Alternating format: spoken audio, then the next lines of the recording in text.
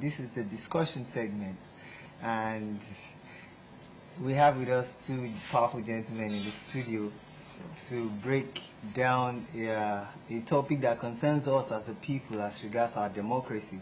You know, like it has been defined already, democracy is a system of government practiced in a country like Nigeria as a system of government where citizens make their own decision. They have the power and the right to vote. Now, it has also been suggested that a basic feature of democracy is the capacity of all voters to make powerful decisions that concerns the life of their society. Now, this decision was made a few months ago when the people of Ogun State made their choice and chose their preferred candidate in the person of Prince Abeokuta MFR, who is going to be inaugurated today, later this day, and is also celebrating his birthday today. Now with us in the studio, I have Mr. Kunle Alaye. He is a political scientist. Mr. Kunle, welcome to the studio. Good morning. Thank you very much. And sitting right next to him is Mr. Wale Adejuigbe. He is a youth developer. Mr. Wale, welcome to the studio. Good morning. Thank you very much. Okay, I think I'll begin this morning with Mr. Kunle. Am I right? That's right. Alaye, right? Alaye. Well, you don't worry. Don't worry. It's pardoned. Okay, I would like to begin. Okay, as a political analyst, before delving into the new administration or the new dispensation that begins today with Prince Abeokuta, I would like us to go down memory lane a little bit. Now, during the handover from the British government to Nigeria in 1960, I think they did not just give Nigerians the right to rule themselves. They handed over their own form of leadership to Nigerians, and that's the parliamentary system of government. But down the line, Nigeria switched that system of government to the presidential system of government. Now, do we say that this change of system of government has been a blessing to the nation or not? Thank you very much, my brother. You see, to discuss the governance in Nigeria, like you did mention, it is important to go by historic antecedents. Part of the problems we are having in Nigeria now, in terms of governance, is not more than the fact that some of these political systems we are operating, whether parliamentary structure, presidential structure, federalism, unitarianism, confederalism, whichever political system we are operating in Nigeria or in any part of the African world, they are all imported political systems. Okay. Imported political system in the sense that these were systems that were imposed on us as a nation. They were not system originated or indigenous, which were classified or rooted by the African political structure. Prior to 1960, when Nigeria gained independence, there was what we call pre-colonial administration. The pre-colonial administration was carved into three folds. The Hausa Fulani Empire under the absolute monarchism, headed by the Emir in the northern part of the country, whereby the Emir was regarded as an infallible organ. But the question is authority. And there was high level of smooth governance. You dare not contravene. You know? He calls the shots. You dare not contravene the details of the Emir. Much as the Emir knew his power, his dictates, his prerogative to govern, the followers then also will not, or they were also abreast of what were their do's and don'ts. In such empire, the whole thing went on smoothly. Then we come to the Yoruba Empire, headed by the Oba, the Alaafin of Oyo. Well, that was on a sharp contrast. In the Yoruba Empire, there was what we call constitutional monarchy. The power of the Oba was limited. However, every member of the Yoruba society knew that they had boundaries. They had limitations. There were things to do. They were honest. Anyway, where I'm going is honesty. And everybody knew what to do. Nobody went in contrary to the dictates of Yoruba land.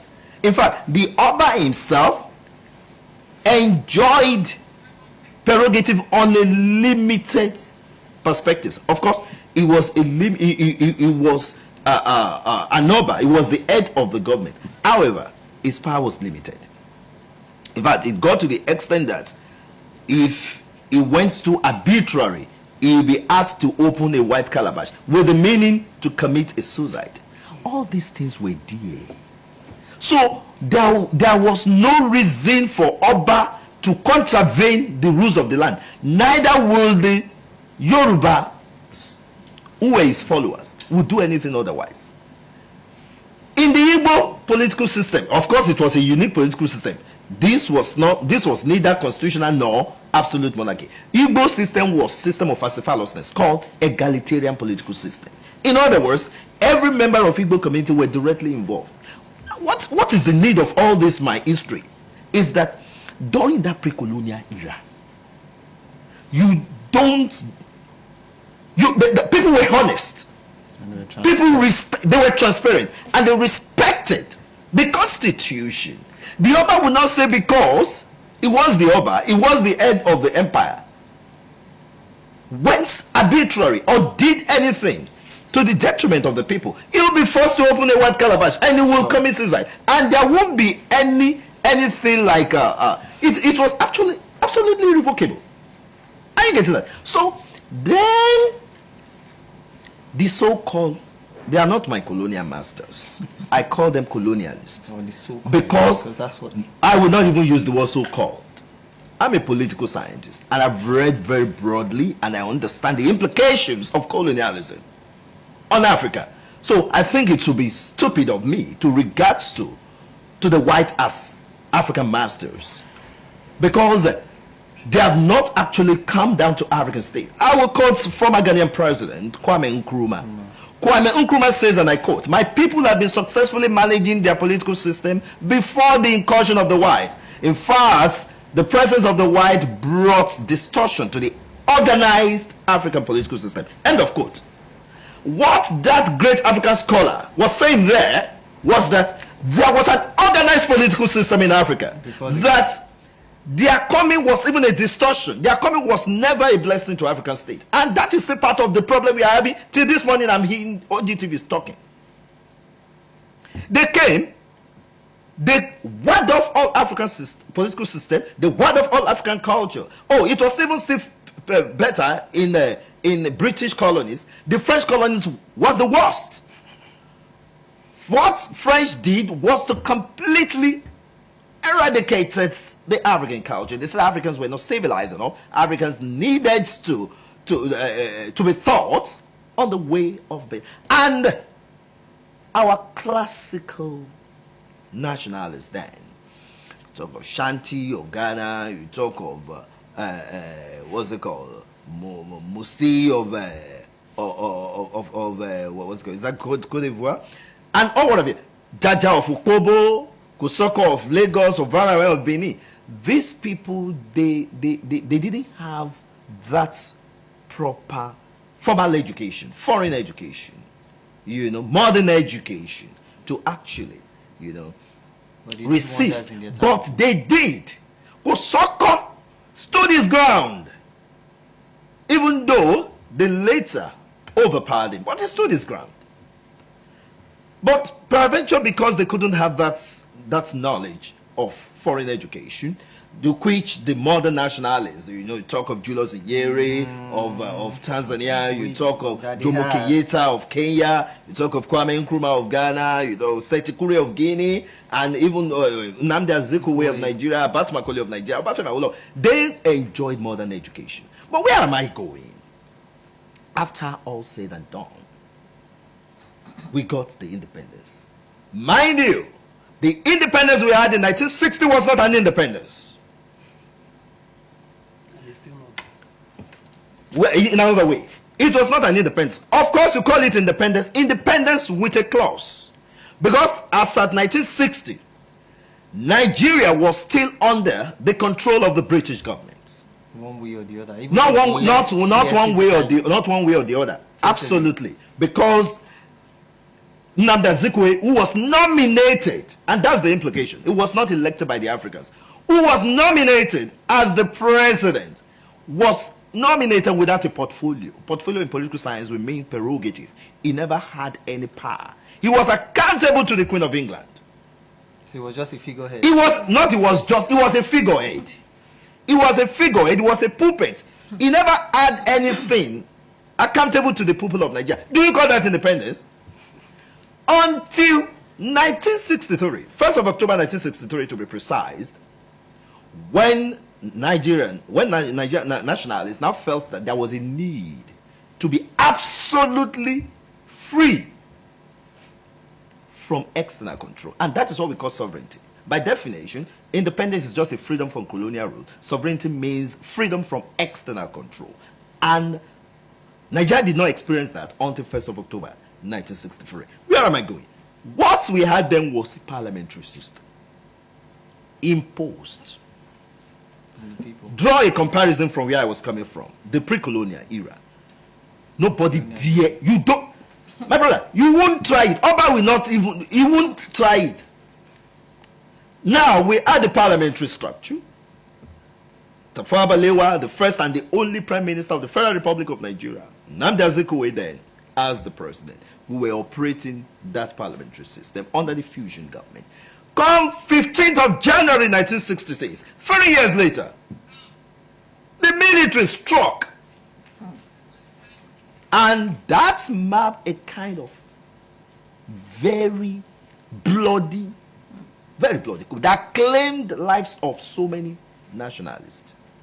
To include Tafawa Balewa himself, the very first Nigerian Prime Minister, to include Festus Okotie-Eboh, the first Federal Minister of Finance, to include Ahmadu Bello, who was the Premier for the Northern Region, to include, what's it called? Some of them like that. They were murdered. Wow. But mind you, from that 15th of January 1966, then it was a military rule. It was an aborted coup, and that brought a green rose. Anyway, we may still have more time to discuss. But what am I trying to say is that this system, whether parliamentary or presidentialism, were imposed, and they look so alien to us. There is no way you expect us to manage it very successfully. Well, powerfully. I knew I knew this morning's discussion is going to be a hit, but we will be right back. Stay with us. We'll take a short break. Okay, welcome back. The program is still new on Otojo, and we have just been joined in the studio. Professor Femi Otubanjo, a political scientist, just walked into the studio. Professor, welcome to the studio. Good morning. Thank you very much. Okay, Mr. Kunle, let me come back to you. Before we went on a short break, I think so much has been said on pre-colonial and colonial, the colonial system of government. Now, road ahead. What do you think the system of government, what's the system of government, the kind of system of government we operate in Nigeria as of today? Well, like I was saying the other time, we are operating presidential system of government. But the fact remains as, if we are practicing presidential system, the question to ask is, are we actually operating the system in the real sense of it? That's what we call quasi-federalism. Quasi-federalism simply means that federalism in theory, of course you say you are operating system, it looks like federalism, but is it actually federalism in the real sense of it? If you're going to draw a comparison, look at the case of Nigeria and United States. Nigeria is operating federal system of government. United States is operating federal system of government. Draw a comparison of these two countries. You will see that even though you can say the two countries are operating the same the same system of government, one look like a prototype and the other one looks real. So operating a system simply means that you are duly taking to cognizance the doctrines or features of this system. Nigeria, after, like I was saying the other time, in the First Republic, we operated parliamentary system of government prior to the sudden interruption of the military rule on the 15th of January 1966. And from that 15th of January 1966, it was on till the 1st of October, one military government to the other, that we had before we moved to the Second Republic, which was the 1st of October 1979. And by 1st of October, Nigeria now changed the system of government, which was called presidential system of government. But mind you, Nigeria did not practice or operated presidential system of government until the 1st of October 1979. And that was why we had it as a structure. A structure in the sense that the executive president remained both the executive head of state and the head of the government, unlike we had it then. Till today, well, of course, Buhari, Idiagmo, they also aborted the Second Republic by 31st of December 1983. Then other military government like that. Till today, why will we still say we operate presidential system of government? That is what we operate. That is what is unfold. But I tell you, when you look at some of the features of the presidential system of government, are they actually in due practice, as it were, in Nigeria state. So that itself is something questionable. Okay, I'd like to come to our youth developers. Oh, thank you. Now, just recently, we're talking about new dispensation bill, and a few, I think, months ago, if not up to years now, we have the Not Too Young to Rule signed in, and we have always been hearing since I was born, the youths are the future leaders of tomorrow. So where lies the youth, representing the youth now? What do you think the youth force should do to have a voice, even though it looks like the government is beginning to hear with a part of their ear the youthful voice? Thank you very much for having me here. Thank you. To answer the question, I would say that youth should begin to have a deep, or let me say deeper knowledge of governance. Young people should not stay in we sometimes do as if we are spectators in actually the game that we are supposed to be the players. Because if we begin to look at the narratives, we discover that the people that are really in government and are practicing governance in Nigeria today, they started as a youth. And so if they were waiting for someone, the question I often ask myself is that when the likes of General Yakubu Gowon, when the likes of even the president, when they came on board, where were the 60-year-old, 65, 70 then? Now, what happened is that there's this level of courage that is backed up by intelligence that made them approach the power, and then they were able to do something. Because many times when we talk about not too young to run or not too young to rule or this thing, there is still a major thing that we really need to address, is the capacity of a young person to be able to handle the task and the work involved, yes, in governance. So, and I often say this: we cannot compare politics and economy. They are two different things.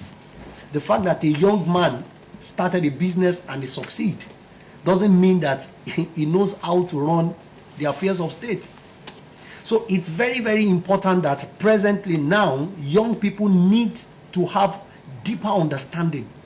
We know the problem. In fact, an average Nigerian knows the problem of Nigeria. But the major problem is that we don't know the solution.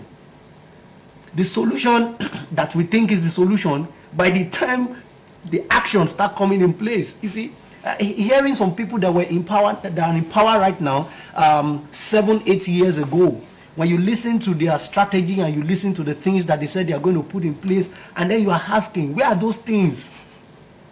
But by the time they get into power, they will discover that, well, the real thing or the reality happened.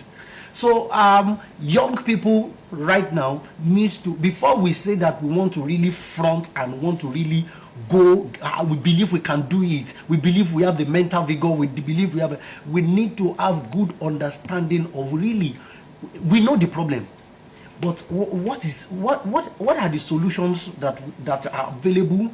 And then, you know, he talked about, he was comparing America and Nigeria, and talked about the system. You see, the first thing that comes to me is, when we say system of government, before we even talk about government, maybe we should talk about the system. Because system in itself, one of the things we have discovered that in Africa, system is very difficult to run.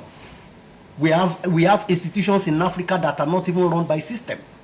The word system that we are using. And when system comes to me, the first thing that comes to me is, okay, when I was in school, I read biology and they told me that my body is full of systems. I have reproductive system, I have respiratory system, I have excretory system, all the system. And what it makes work for me is that I don't need to bother about how my heart pumps blood. They just run like that. So when we begin to look at, and that's the reason why in America you can have a comedian says he wants to run for government. Why? Because the systems are working. You don't need to be, it's not going to be a function of a one-man effort that will make. But when we look at the narrative in Nigeria, not even going into government or even politics, let's look at the institutions, the business institutions, the corporate institutions, even education. Let's look at it. Can system run? Is it running the way it's supposed to run? Because most times government is a reflection of what has been happening. Because by the time, let me say, the set man, who maybe the president is going to select the cabinet, they are going to come as a result of these different institutions that were running initially.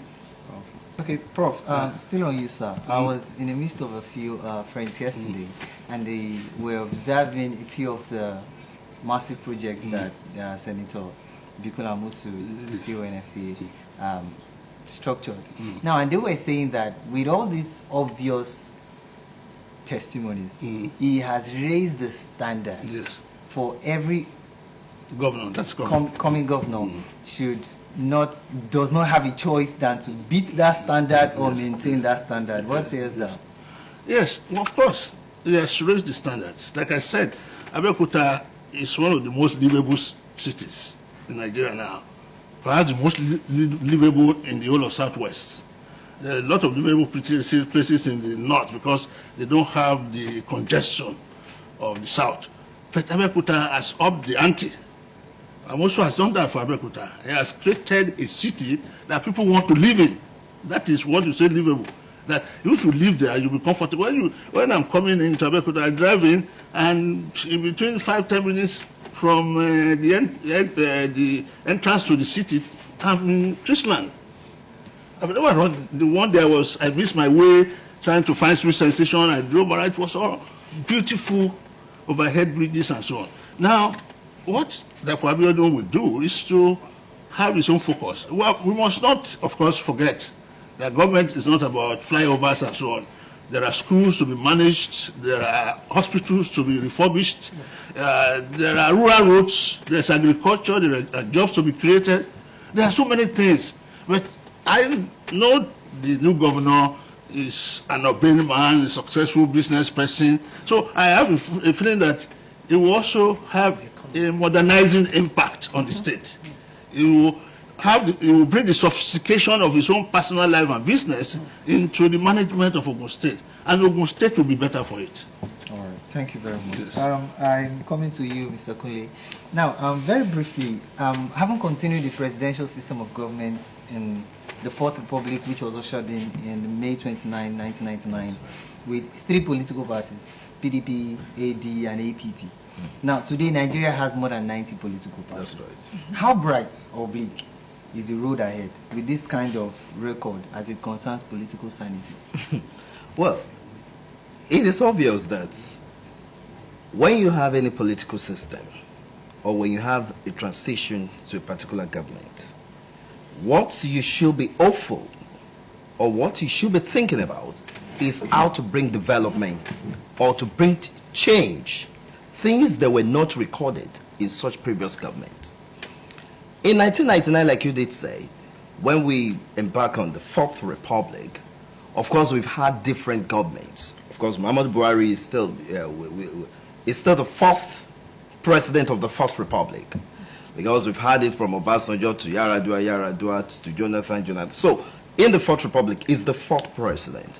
And if you look back in the 20 years, uninterrupted of democracy, you will see that certain things whereby, take for instance, if you draw comparison from Obasanjo's administration, compare it to Yaradua's administration, you will see that certainly there were certain improvement, there were peculiar development that Yaradua, probably brought up, which his predecessor did not. On and on like that with the Jonathan. But in this case now, we had Buhari, who has just finished his first time. He's going to continue the second time. Well, I would say it's a plus to Nigeria. Plus in the sense that is the one that have just completed the last term and is the one to continue. So, in other words, he should be able to continue from where he stopped. That is, if there are more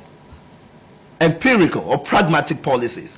Because one of the problems Nigerian leaders or Nigerian government, is actually having is what we call public policy. In political science, we have what is called public policy analysis. In public policy analysis, there are three stages. We have policy formulation, policy evaluation, and policy implementations. That is analyzed by Robert Dahl. However, most of the time, there have been this criticism that policy implementation has always been the challenges most leaders are having. Because it is very easy for you to formulate, to evaluate, but when it comes to implementing the policy. But as far as I am concerned, I want to believe that with Buhari coming up with not just party members as members of his cabinet, because that is one thing I want to advise, I want to admonish with my knowledge. I think for him to succeed, he needs to look into cabinets that is filled with technocrats, not cabinets of nepotism, not cabinets of ethnic politics, but cabinets that will have technocrats. Those who can, you won't put a medical doctor in the ministry, in finance ministry. You won't put a chartered accountant in health ministry. I mean, you cannot have any headway in that sense. So I think if Muhammad Buhari and other governors who are coming up today can look at this very area, because that has always been the challenges most of them are having. They don't look into how to have technocrats in their cabinet. Perhaps because of the influence by the godfathers, by the influence on by the parties and all whatever you. And that again, most times work against them. So if you are saying Buhari fails, Buhari do not just fail, but perhaps with a very porous or losing cabinet members. Okay, Prof. Sir. Talking about the new dispensation now, because we're looking at the road ahead, prospects. Now, during his pre-inauguration lecture, I'm talking about the newly elected governor, as advised by the vicar, the governor was admonished to watch out for the pitfalls of his predecessors and learn from them. Now, as an elder, how does this aid a man of influence like the governor in days ahead? Well, as much as you can admonish, governors don't avoid pitfalls. Almost invariably they fall into it. When he was talking about the Nigerian presidential system and the United States, the difference, which he also mentioned, is that government does not belong. We talk about Trump, but Trump has only minimal ability to change things. He has minimal ability to change the system of government. The system is resilient. It is there to resisting. These are what I call, most of this society are bureaucratic society, in which the bureaucracy is the one that runs the system, not political people. No. But in Nigeria, if you don't see the president, you cannot get a contract. If you don't see the governor, the governors don't even allow their commissioners. In some states, no commissioner can sign more than 50,000. It's a very personalized presidential system. And then, of course, the legislative houses that are supposed to put checks on the executive, particularly at the state level, they don't exist. That is the tragedy of Nigerian presidential system, that the legislative houses don't exist. It's only at the federal level that they are giving the president a run for his money. And once they perform their function, the tendency is for us to think that they are subverting the executive system. Absolutely not. That's why what they are intended to do. But when you put people who have no jobs, who are low-level people in the State Assembly, and the first thing you do is to give them a flat when they were living in face me and face you, and then you give them a car which they didn't have, they succumb. Their economic weakness is taken advantage of. And the governors just take over the house. So that when the governors want to present a budget, he sends an advance sums of money. There's a standard, even in Lagos, they were shameless enough to say it, that the governor makes provision for the budget, which he sends to the House of Assembly, which they share, to be able to say, yeah. That is the danger we face. That we do not have checks on our governors. Our governors are too powerful. Government has been personalized. That everything revolves. So, what you see, power corrupts. They say. Absolutely, power corrupts. Absolutely. Once the governor sees that he's the one who does everything, unfortunately, that was the weakness of the Amosu regime. The Amosu began to feel so absolutely powerful that he thinks he can appoint a successor to himself. That is the pitfall that people fall into when you gather too much power to yourself. You will not know the limits, and nobody will be able to tell you the limits, because gradually everybody becomes a yes person, and then you begin to feel that you are infallible. So, but nonetheless, I think we can only pray that every governor, every new governor, will know that there are pitfalls. Every new governor will know that there's a day like this when you will no longer be governor. Because almost wherever he is now, is no longer governor. There is no excellency ringing in his ear. If people will call him excellency for life, but half of the time they are mocking him. His excellency has ended. And so he should know that there's life after governorship. They will still come and meet people like us who are not governors. We are going to run into each other. They are not going to create their own roads, their own airports, their own markets, and so on. So, but unfortunately, that's the nature of man. Not to listen, the Yoruba say, first one, most governors are ajas who get lost because they don't take advice. Wow, I think that it has been an impactful session this morning, I must confess, seriously. At this juncture, I would like to send manifold gratitude to Professor Femi Otubanjo, the Dean of the College of Arts, Management and Social Science, Chrisland University. Thank you very much for your time. And double appreciation to Kunle Alaye, of political scientist. And finally, to the youth in the building, Wale Adejijibe is a youth developer. Thank you very much.